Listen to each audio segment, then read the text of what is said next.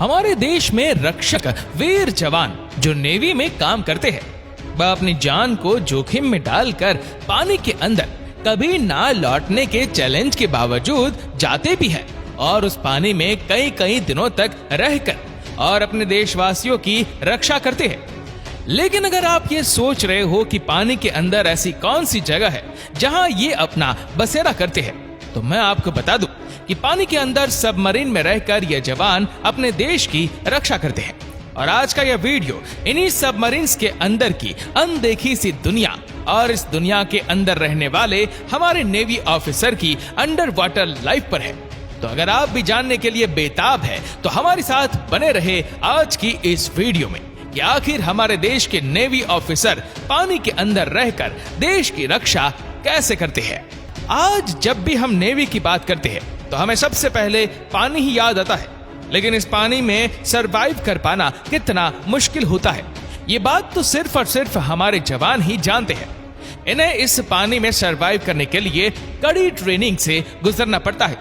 तो सबसे पहले मैं आपको बताता हूँ हमारे नेवी के special force unit marine commandos के बारे में, जिनको मार्कोस भी बुलाया जाता है।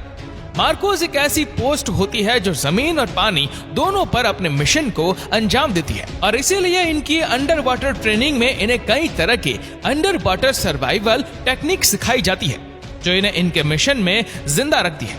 इन सर्वाइवल टेक्निक्स को ड्रोन प्रूफिंग मेथड कहते हैं, यानी कि पानी में डूबने से बचने की टेक्निक।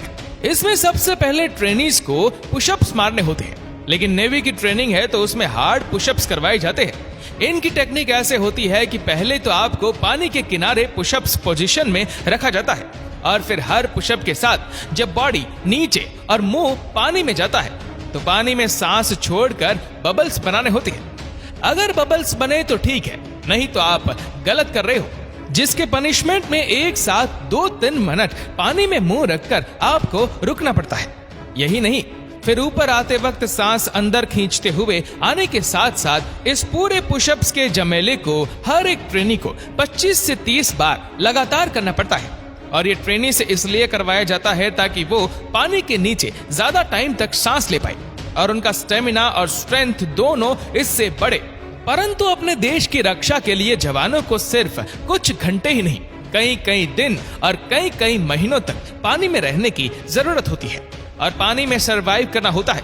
और इसी की वजह से तो भारत में इंडियन नेवी के लिए महीनों तक पानी में छुप कर रहने और अपने देश की सरहदों को बचाने के लिए सबमरीन्स को बनाया गया।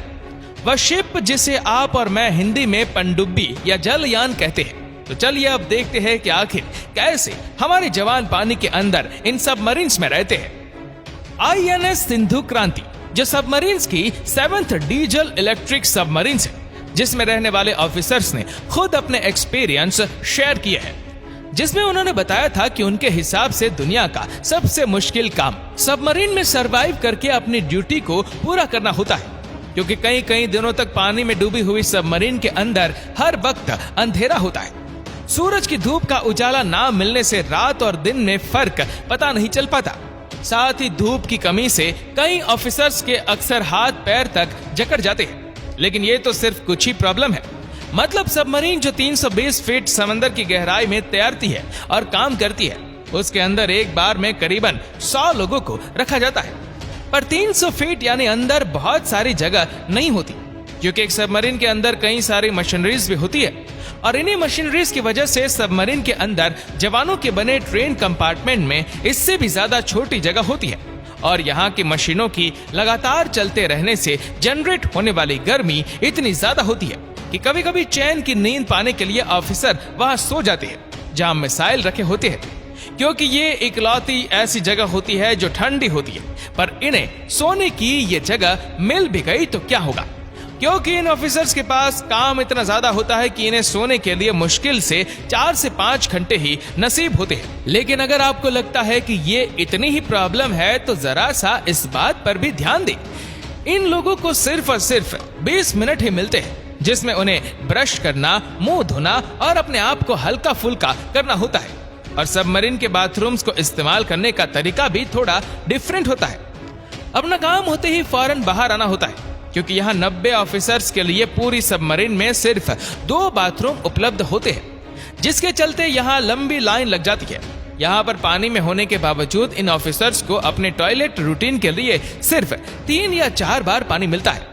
इसलिए ये ऑफिसर्स 30 दिनों तक मिशन में 3 बार ही मुश्किल से नहा पाते हैं। पर इनके नहीं नहाने की वजह से इन ऑफिसर्स के पास खास यूनिफॉर्म होते हैं जो खासकर केमिकल से बनाए जाते हैं, जो ऑफिसर्स को किसी भी तरह के बैक्टीरिया से बचा सकते हैं। और ऑफिसर्स यूनिफॉर्म को पहनकर हर 3-4 दिन में इन्हें फेंक देते हैं। और अब बढ़ते हैं नाश्ते यानी इनके खाने की ओर। इनका खाना भी बिल्कुल किसी इंडियन फैमिली की तरह दाल चावल रोटी भाजी वाला होता है। फर्क बस इतना होता है कि ना दाल में तड़का होता है और ना ही सब्जी में ज्यादा मसाला। और हद तो ये हो जाती है कि उन्हें चैन से बैठकर खाने का मौका नहीं दिया जाता।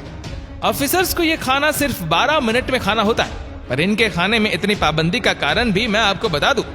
पहला रीजन ये है कि इनके पास खाने का सामान बहुत ही लिमिटेड होता है, और अगर सामान ना हो तो इनके पास लिमिटेड फूड का ऑप्शन होता है। दूसरा रीजन ये है कि ये खाना बिना तड़के से इसलिए बनाया जाता है ताकि खाने से ज्यादा धुआं ना उठे, क्योंकि सबमरीन में मौजूद रूम्स जिसे बैटरी रूम्स कहते हैं और जिसमें 100 से भी ज्यादा बैटरीज होती है, उसके लिए एक छोटी सी चिंगारी भी काफी होती है पूरे के पूरे सबमरीन को खल्लास करने के लिए।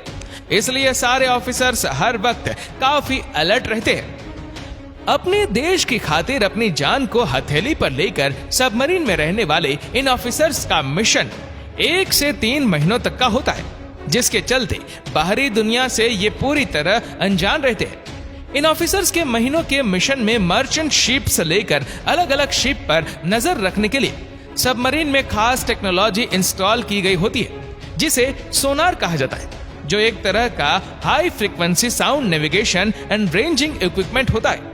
ये 2 तरह से काम करता है। एक ये कि सबमरीन एक्टिव सोनार का इस्तेमाल करती है, जिसमें सबमरीन से निकली हुई साउंड वेव्स दूसरी शिप से टकराती है और सबमरीन को पता चल जाता है कि दूसरी शिप कहां पर है।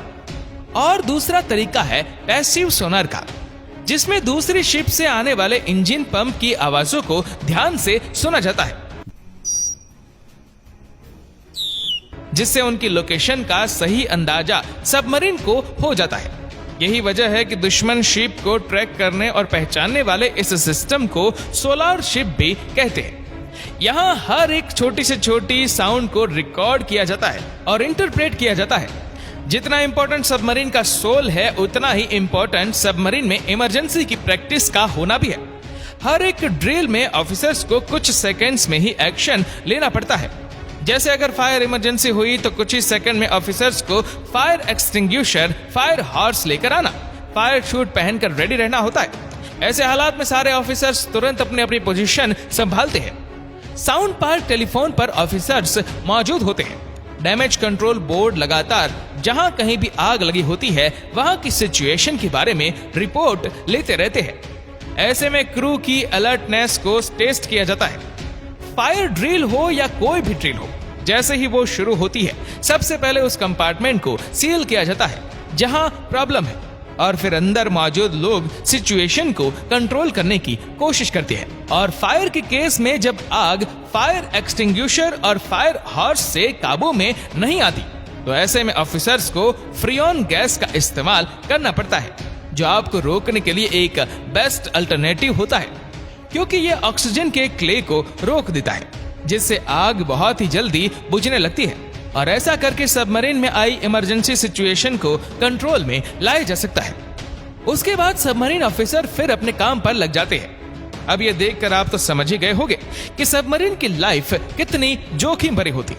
अब बात करते हैं कि ऐसी सबमरीन की जो इंडिया की सबसे बड़ी सबमरीन कहलाती है, और इंडिया की सबसे बड़ी सबमरीन का नाम INS अरिहंत रखा गया है। और ये हमारे देश की पहली न्यूक्लियर पावर्ड सबमरीन है, जिसके मोस्ट अपग्रेड वर्जन को 2018 में लॉन्च किया गया था। और हमारे देश के लिए ये बहुत ही बड़ी बात है। INS अरिहंत इंडिया की ऐसी पहली सबमरीन है जो हवा, पानी और जमीन तीनों लेवल की सुरक्षा करने में माहिर है। अरिहंत का मतलब ये होता है कि दुश्मनों को खत्म करने वाला, और इंडिया का INS अरिहंत न्यूक्लियर से बने सबमरीन में से एक है जो पानी के अंदर 25 साल तक बिना किसी नुकसान के रह सकता है। लेकिन ऐसे न्यूक्लियर पावर शिप्स में भी 90 दिन से ज्यादा दिन का खाना और सामान नहीं जा पाता, यही वजह है कि इन सबमरीन के ऑफिसर्स इनके अंदर 3 महीने तक ही रहते हैं। अब आप समझ ही गए होंगे कि कैसे इंडियन नेवी पानी में 320 फीट नीचे जाकर सबमरीन की थोड़ी सी जगह के अंदर रहते हैं, जहां ठीक से सोने से लेकर खाने नहाने हर चीज की प्रॉब्लम और पाबंदियां होती है। पर इन सारी पाबंदियां और मुश्किलों के बाद इंडियन नेवी देश की रक्षा में कोई कमी नहीं आने देती। हमारे देश के वीर जवानों के लिए जय हिंद, वंदे मातरम। उम्मीद करते हैं कि इस वीडियो को भी आप लोग भरपूर लाइक और शेयर करेंगे। आपको ये वीडियो कैसी लगी नीचे कमेंट करके जरूर बताएगा, और ऐसी ही और भी रोचक जानकारियों के लिए सब्सक्राइब करें हमारे YouTube चैनल को और फेसबुक पर फॉलो करें हमारे पेज को। धन्यवाद।